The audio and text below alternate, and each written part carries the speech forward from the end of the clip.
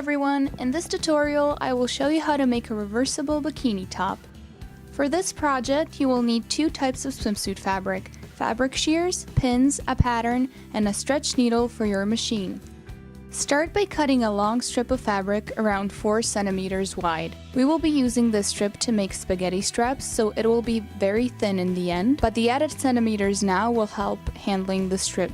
Fold the strip in half lengthwise, right sides together, and pin it. Bring it to the machine and sew the whole length with a regular stitch, taking out the pins as you go. Cut the sewn strip into 2 equal pieces and trim the excess. The one on the left is an example of how it should look after trimming. Next, you want to make a little cut around 1 centimeter from the end of the strap. Then take a bobby pin, the longer ones will make this part even easier, and push one part of the bobby pin through the end opening and the other through the cut you made. Start working your way to the other end of the strap by pushing the fabric down the bobby pin. When you reach the other end, slowly push the bobby pin out and the strap should follow. Now turn to the right side of the fabric. Be gentle in this whole process to avoid broken stitches and holes in the strips. Trim the edge where you made the little cut and make a knot on one side of the strap. The finished strap should look like this. The next step is to make the cups of the bikini. Start by measuring yourself or the person you are making this for and decide where you want the triangle to start. Measure down to where the band will be, which basically means to the line that is under your breasts. To make the pattern, you will want to transfer these measurements onto a piece of paper. You can draw a straight line, which will basically be in the middle of the cup, and draw the 2 sides of the triangle you just measured. I drew a rounded line at the bottom and added a dart whose apex, the top dot, should be located where the nipple is, as this part will protrude outward in the finished product and it would look awkward if it was anywhere else on the breast. Pin the pattern and cut 2 cups from each fabric. Make sure you leave some seam allowance. Once cut, fold the cups right sides together and pin the darts. While I was cutting the pieces, I marked the darts by cutting a tiny bit into the fabric and marking the top dot with a fabric marker. Take these pieces to the sewing machine and start sewing the dart from the bottom 2 dots to the top one.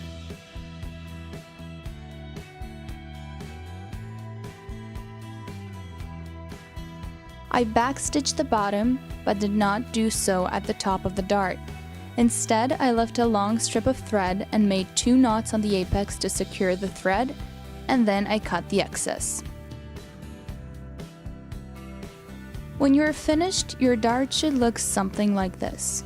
Sew the darts on all 4 pieces that you've cut, and then it's time to move on to assembling the reversible cups. To do this, take 2 different cups. With the right side of one piece facing you, take your spaghetti strap and place it like this on the fabric. You want it to peek out a little bit on the top. Then, take the other fabric piece and face it the wrong side towards you. Basically, you are sandwiching the strap between 2 fabric pieces that are facing each other on the right side. Go ahead and pin around the cup, making sure that you have not pinned the strap except at the top of the triangle. Sew along the pinned area with a zigzag stitch, taking the pins out as you sew and making sure the strap is out of the way. When you get to the top of the triangle, sew across the strap.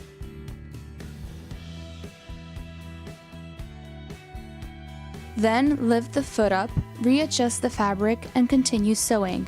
Again, make sure the strap has not wiggled its way under the needle by accident.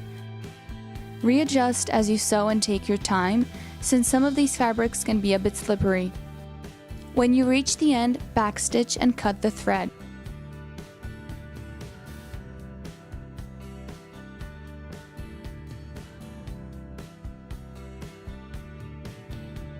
I am flipping it inside out here just to show you what it should look like at this point, but you will want to trim the excess parts before flipping it to the right side for good. So now you should have 2 reversible cups. I decided to top stitch around my cups just to make sure that the fabric would not slip to the other side too much as I am wearing it. I used a regular stitch and made sure that my upper thread and bobbin thread corresponded to the fabrics I was working with. The next step is to make the band. You will want to measure yourself by placing the measuring tape right under your breasts. You will want to add at least 20 centimeters to that length to make sure you have straps you can actually tie. And you can decide how wide you want them to be depending on how wide you want your band in the end. My band ended up being 3 centimeters wide if you want to use this for reference, but also remember to leave seam allowance when you are cutting. Pin the 2 strips right sides together. You can sew this part using a regular stitch. You will want to repeat this process on the other side too, but do not sew the whole length. Leave an opening around 30 to 35 centimeters wide. Also, I sew the 2 sides of the band at an angle and trim the excess. Now you can go ahead and turn the band inside out, and you can kind of massage the ends out a little bit to help them out. Repeat the process on the other side, and now you will have your swimsuit band.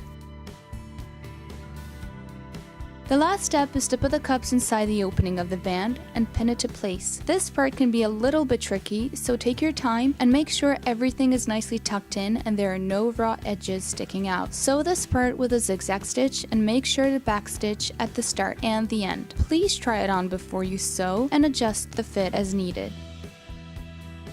So this is the final product. I can't wait to wear my own bikini on the beach this summer, and you can make your own too following this tutorial.